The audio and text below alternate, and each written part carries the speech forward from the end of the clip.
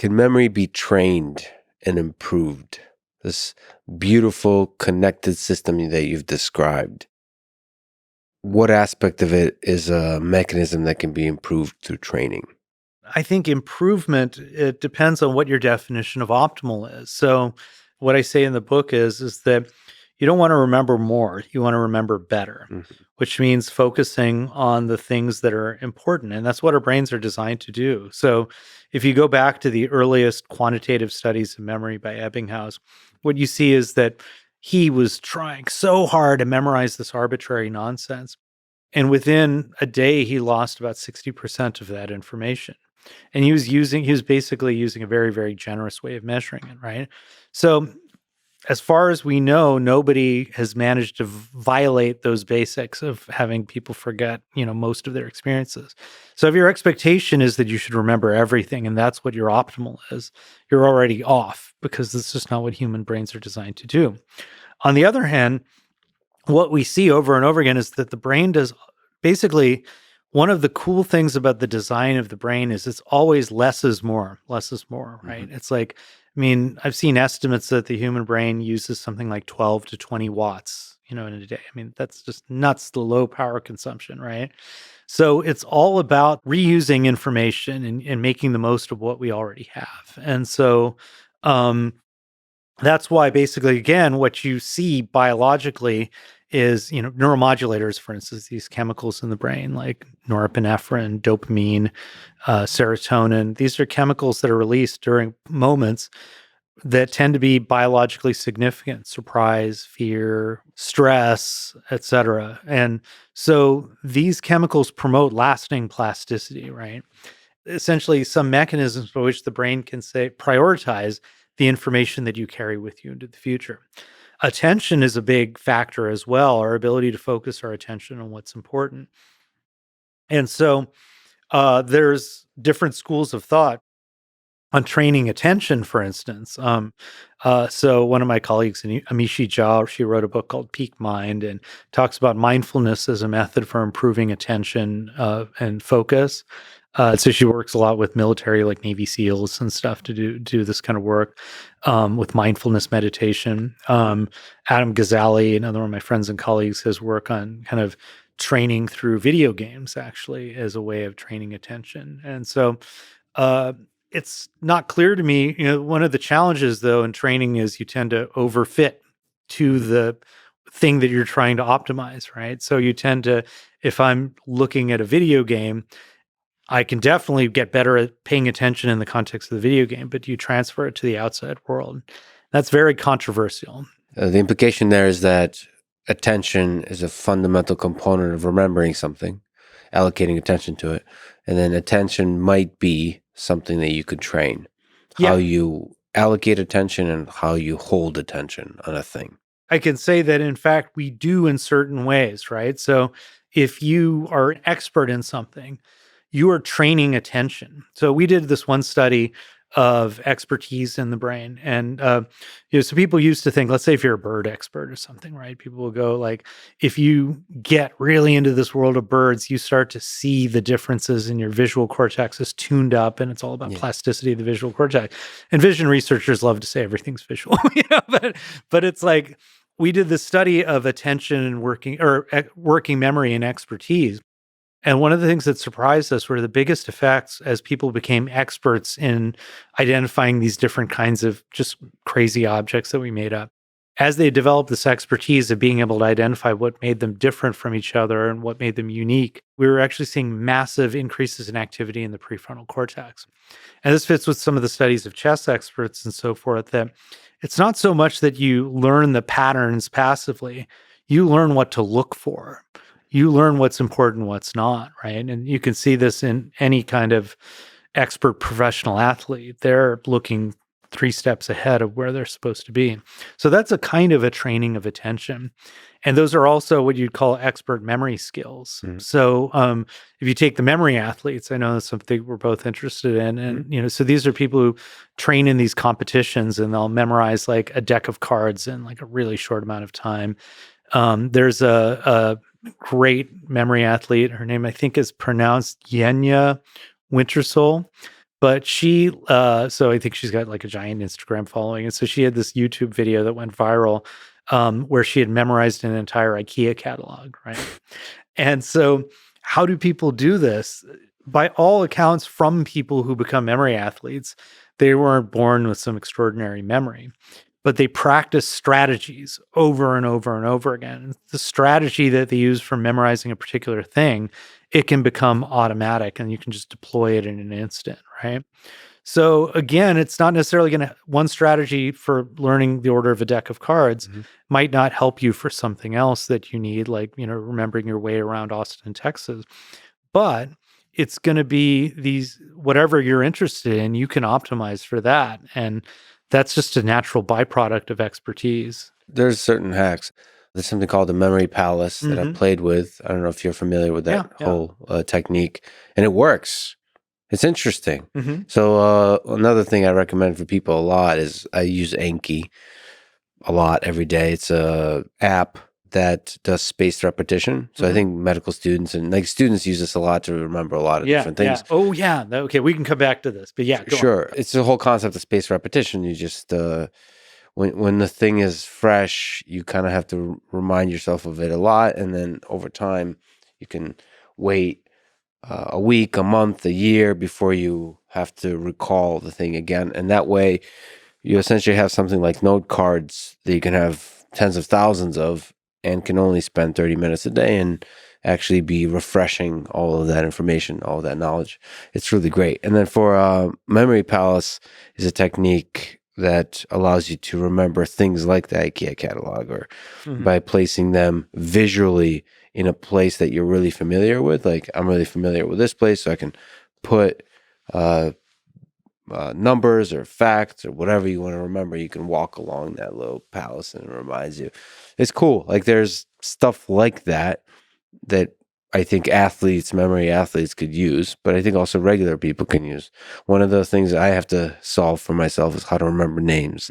I'm horrible at it. Yeah. I think it's because when people introduce themselves, I have the social anxiety of the interaction where I'm like, I know I should be remembering that, but I'm freaking out internally about social interaction in general. And so therefore I forget immediately. So I'm looking for good tricks for that. So I feel like we've got a lot in common, because when people introduce themselves to me, it's almost like I have this like just blackout for a moment, and then I'm just looking at them like, what happened? I look away or something. What's wrong with me? So I mean, I'm totally with you on this. The reason why it's hard is that there's no reason we should be able to remember names, because when you say remembering a name, you're not really remembering a name. Maybe in my case you are, but most of the time you're associating a name with a face and an identity. And that's a completely arbitrary thing, right? I mean, maybe in the olden days, somebody named Miller, it's like they're actually making flour or something like that. But, for the most part, it's like these names are just utterly arbitrary. So you have no thing to latch onto. And so it's not really a thing that our brain does very well, is to learn meaningless, arbitrary stuff.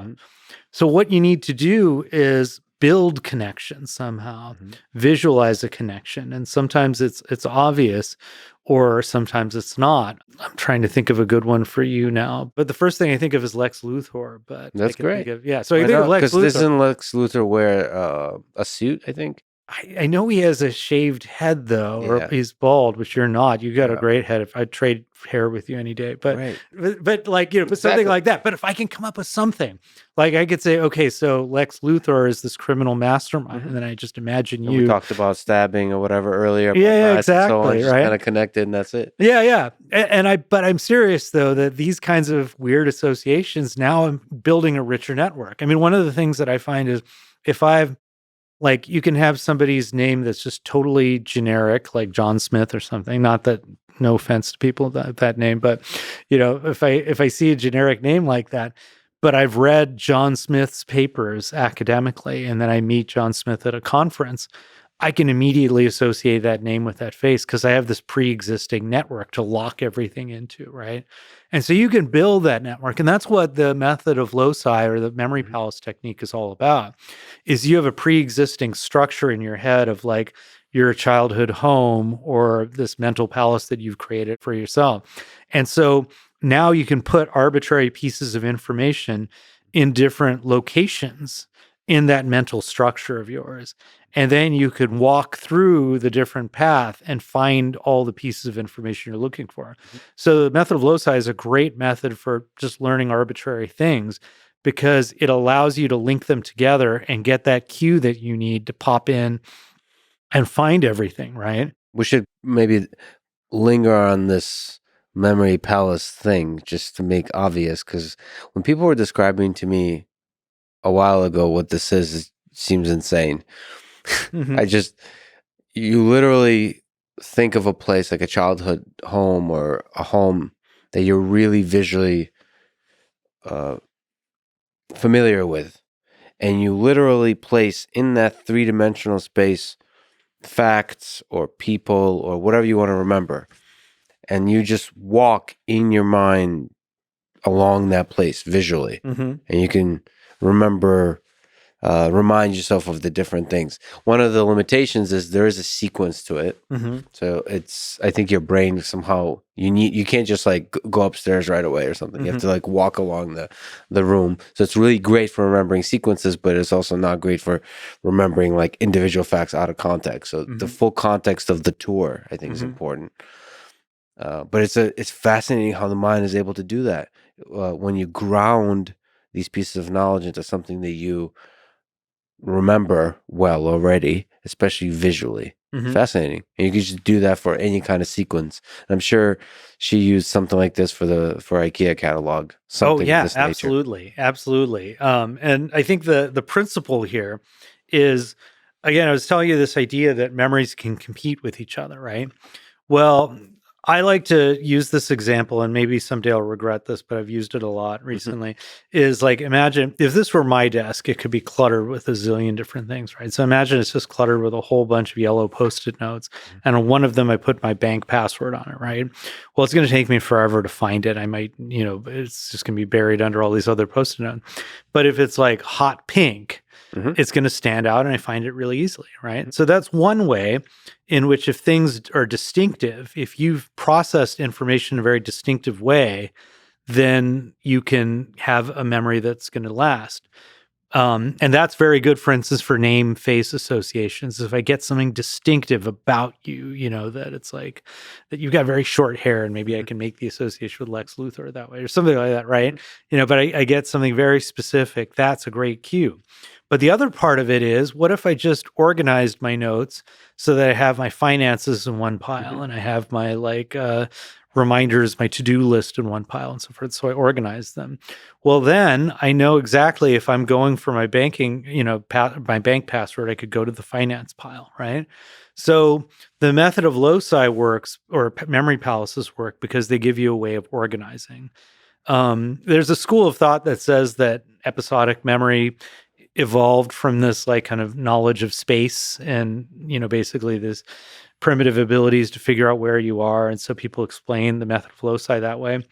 And, whether or not the evolutionary argument is true, the method of loci is not at all special. So if you're not a good visualizer, stories are a good one. So a lot of memory athletes will use stories, and they'll go like, if you're memorizing a deck of cards, they have a little code for the different, like the king and the jack and the 10 and so forth. And they'll make up a story about things that they're doing, and that'll work. Songs are a great one, right? I mean, it's like, I can still remember there's this obscure episode of the TV show Cheers. They sing a song about Albania that he uses to memorize all these facts about Albania.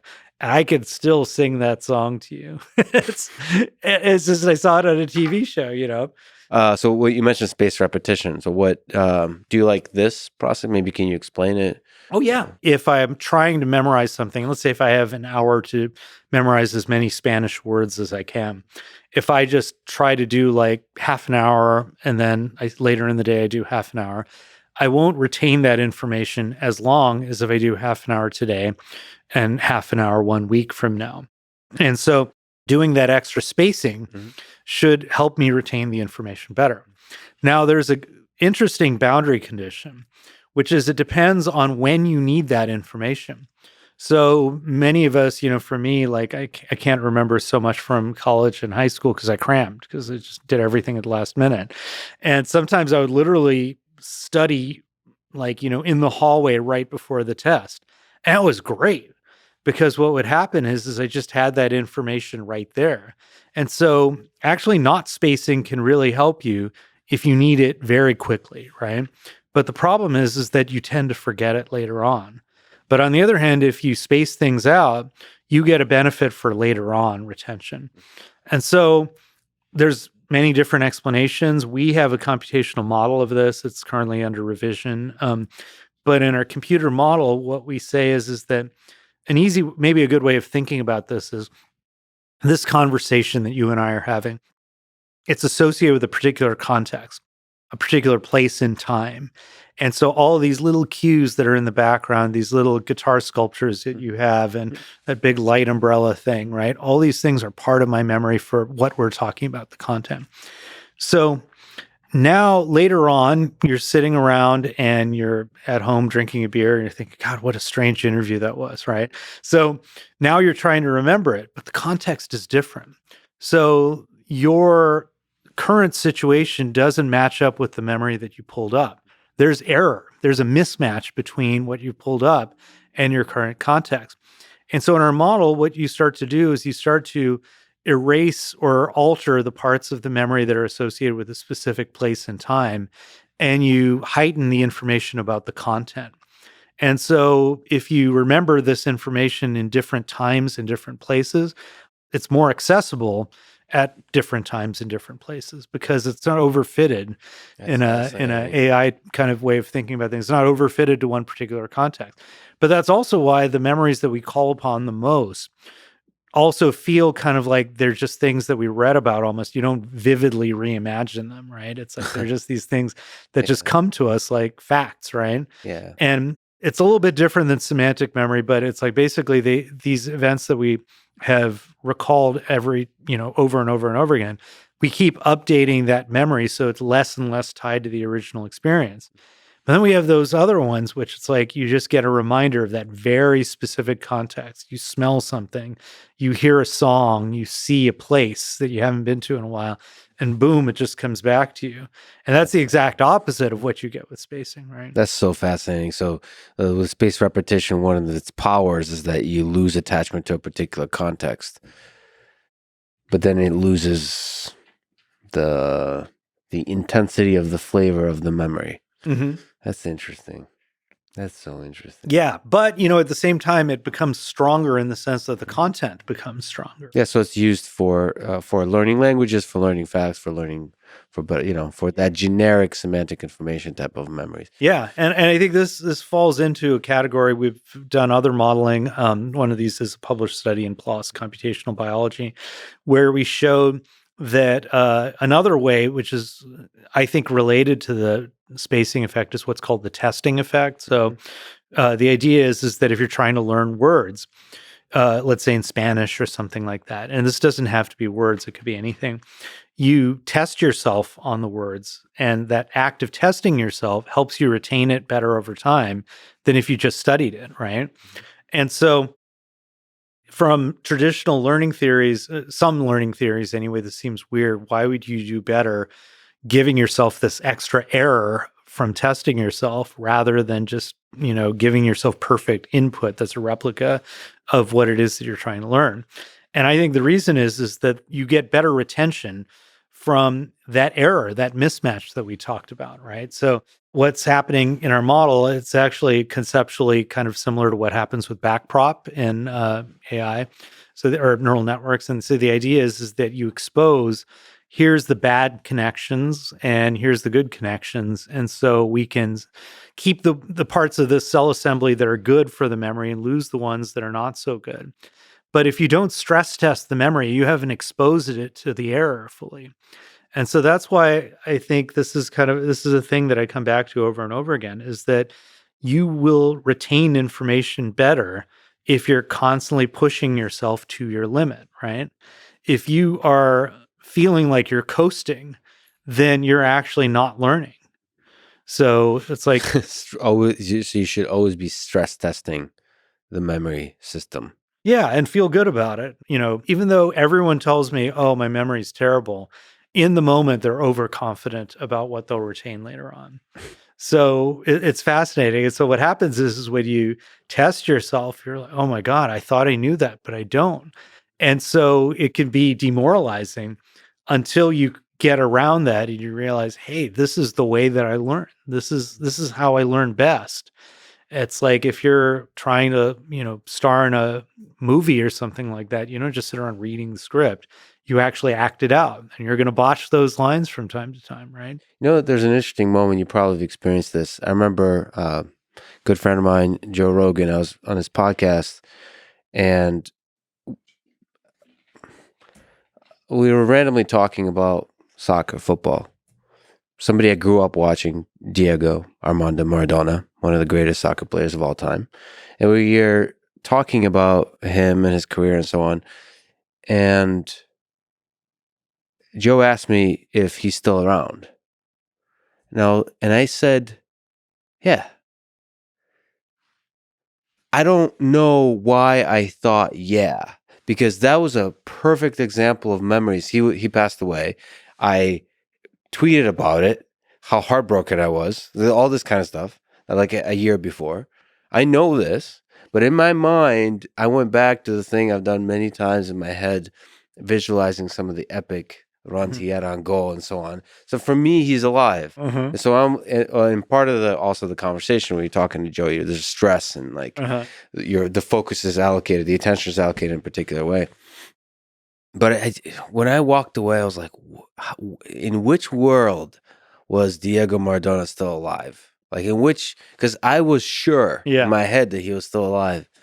And it's a moment that sticks with me. I've had a few like that in my life where it just kind of, like obvious things just disappear from mind. And it's cool. Like it shows actually the power of the mind in a positive sense to erase memories you want erased, maybe. But I don't know. I don't know if there's a good explanation for that. One of the cool things that I found is that some people really just revolutionize a field by creating a problem that didn't exist before. It's kind of like why I love science is like engineering is like solving other people's problems, and science is about creating problems. And I'm just much more like I want to break things and create problems. Not necessarily move fast though, but but one of my former mentors, Marcia Johnson, who in my opinion is one of the greatest memory researchers of all time. She comes up, young woman in the field, and it's mostly guy field. And she gets into this idea of how do we tell the difference between things that we've imagined and things that we actually remember? How do we tell? I get some mental experience. Where did that mental experience come from, right?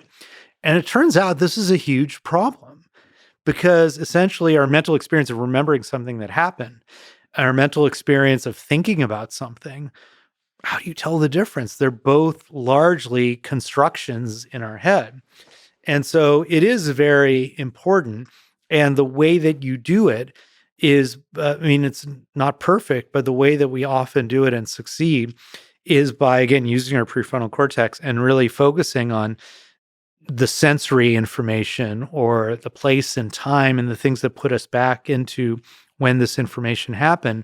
And if it's something you thought about, you're not going to have all of that vivid detail as you do for something that actually happened. But it doesn't work all the time. But that's a big thing that you have to do. But it takes time. It's slow and it's, again, effortful. But that's what you need to remember accurately. But what's cool, and I think this is what you alluded to about how that was an interesting experience, is imagination is exactly the opposite. Imagination is basically saying, I'm just going to take all this information from memory, recombine it in different ways and throw it out there. And so, for instance, Dan Schachter and Donna Addis have done cool work on this. Demis Hassabis did work on this with Eleanor McGuire in UCL. And this goes back actually to this guy, Frederick Bartlett, who was this revolutionary memory researcher. Bartlett, he actually rejected the whole idea of quantifying memory. He said, there's no statistics in my book. He came from this anthropology perspective.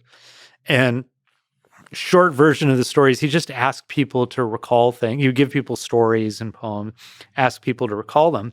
And what he found was people's memories didn't reflect all of the details of what they were exposed to. And they did reflect a lot more. They were filtered through this lens of prior knowledge, the cultures that they came from, the beliefs that they had, the things they knew. And so what he concluded was that he called remembering an imaginative construction, meaning that we don't replay the past. We imagine how the past could have been by taking bits and pieces that come up in our heads. And likewise, he wrote this beautiful paper on imagination, saying when we imagine something and create something, we're creating it from these specific experiences that we've had and combining it with our general knowledge. But instead of trying to focus it on being accurate and getting out one thing, you're just ruthlessly recombining things without any necessary kind of goal in mind. Or at least that's one kind of creation. So imagination is fundamentally coupled with memory in both directions. I think so. It's not clear that it is in everyone, but one of the things that's been studied is some patients who have amnesia, for instance, they have brain damage, say, to the hippocampus. And if you ask them to imagine things that are not in front of them, like imagine what could happen after I leave this room, right? They find it very difficult to give you a scenario of what could happen, or if they do, it would be more stereotyped, like, yes, this would happen, this would, but it's not like they can come up with anything that's very vivid and creative in that sense. And it's partly because when you have amnesia, you're stuck in the present, because to get a very good model of the future, it really helps to have episodic memories to draw upon, right? And so that's the basic idea. And in fact, one of the most impressive things, when people started to scan people's brains and ask people to remember past events, what they found was there's this big network of the brain called the default mode network. It gets a lot of press because it's thought to be important. It's engaged during mind wandering. And if I ask you to pay attention to something, it only comes on when you stop paying attention. So people go, oh, it's just this kind of, daydreaming network. And I thought, this is just ridiculous research. Who cares? But then what people found was when people recall episodic memories, this network gets active. And so we started to look into it, and this network of areas is really closely functionally interacting with the hippocampus. And so, in fact, some would say the hippocampus is part of this default network. And if you look at brain images of people, or brain maps of activation, so to speak, of people imagining possible scenarios of things that could happen in the future, or even things that couldn't really be very plausible, they look very similar. To the naked eye, they look almost the same as maps of brain activation when people remember the past. According to our theory, and we've got some data to support this, we've broken up this network into various subpieces, is that basically it's kind of taking apart all of our experiences and creating these little Lego blocks out of them. And then you can put them back together if you have the right instructions to recreate these experiences that you've had, but you could also reassemble them into new pieces to create a model of an event that hasn't happened yet. And that's what we think happens. And our common ground that we're establishing in language requires using those building blocks to put together a model of what's going on. Well, there's a good percentage of time I personally live in the imagined world. I do thought experiments a lot. I take the absurdity of human life as it stands and play it forward in all kinds of different directions. Sometimes it's rigorous thought experiments, sometimes it's fun ones. So I imagine that has an effect on how I remember things. And I suppose I have to be a little bit careful to make sure stuff happened versus stuff that I just imagined happened. And this also, some of my best friends are characters inside books that never even existed. And there's some degree to which they actually exist in my mind. Like these characters exist, authors exist, Dostoevsky exists, but also Brothers Karamazov. I love that book. Yeah. It's one of the few books I've read. One of the few literature books that I've read, I should say. I read a lot in school that I don't remember, but Brothers Karamazov. But they exist. Alyosha. They exist, and I have almost kind of like conversations with them. It's interesting. It's interesting to allow your brain to kind of play with ideas of the past, of the imagined, and see it all as one. Yeah, there was actually this famous mnemonist. He's kind of like back then the equivalent of a memory athlete, except he would go to shows and do this. That was described by this really famous neuropsychologist from Russia named Luria. And so this guy was named Solomon Shereshevsky, and he had this condition called synesthesia that basically created these weird associations between different senses that normally wouldn't go together. So that gave him this incredibly vivid imagination that he would use to basically imagine all sorts of things that he would need to memorize. And he would just imagine, like, just create these incredibly detailed things in his head that allowed him to memorize all sorts of stuff. But it also really haunted him by some reports that basically it was like he was at some point, and again, who knows if the drinking was part of this, but he at some point had trouble differentiating his imagination from reality, right? And this is interesting because it's like, I mean, that's what psychosis is in some ways, is first of all, you're just learning connections from prediction errors that you probably shouldn't learn. And the other part of it is that your internal signals are being confused with actual things in the outside world, right? Well, that's why a lot of this stuff is both feature and bug. It's a double-edged sword. Yeah, I mean, it might be why there's such an interesting relationship between genius and psychosis. Yeah, maybe they're just two sides of the same coin.